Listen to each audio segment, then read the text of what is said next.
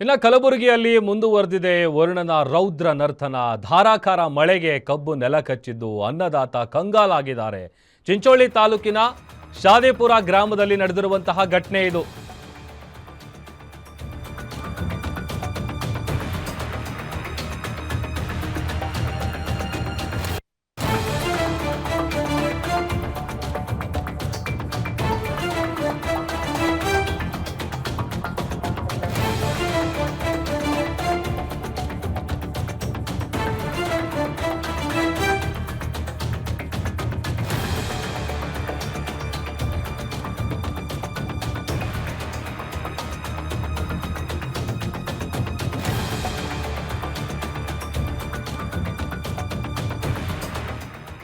ಕಲಬುರಗಿಯಲ್ಲಿ ವರುಣನ ರೌದ್ರ ನರ್ತನ ಮುಂದುವರೆದಿದೆ. ಧಾರಾಕಾರ ಮಳೆಗೆ ಕಬ್ಬು ನೆಲ ಕಚ್ಚಿದ್ದು ಅನ್ನದಾತ ಕಂಗಾಲಾಗಿದ್ದಾನೆ.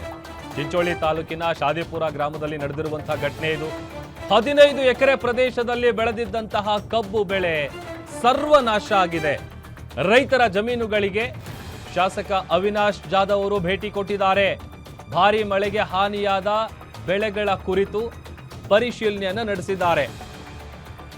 ಚಿಂಚೋಳಿ ತಾಲೂಕಿನ ಗ್ರಾಮದಲ್ಲಿ ನಡೆದಿರುವಂತಹ ಘಟನೆ ಇದು.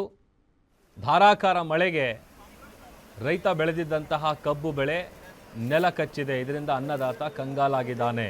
ಚಿಂಚೋಳಿ ತಾಲೂಕಿನ ಶಾದಿಪುರ ಗ್ರಾಮದಲ್ಲಿ ನಡೆದಿರುವಂತಹ ಘಟನೆ ಇದು.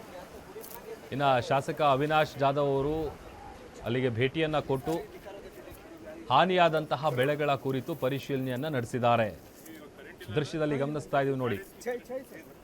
ಕಂಪ್ಲೀಟ್ ಆಗಿ ಆತ ಬೆಳೆದಿದ್ದಂತಹ ಕಬ್ಬು ಬೆಳೆ ಏನಿದೆ ಅದೆಲ್ಲವೂ ಕೂಡ ಹಾನಿಯಾಗಿದೆ.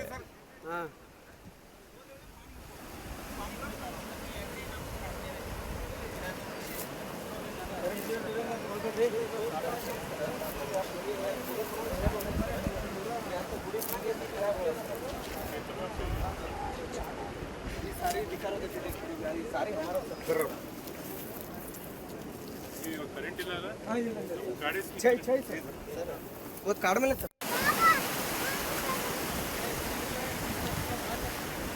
कितने हो गया सर? हाँ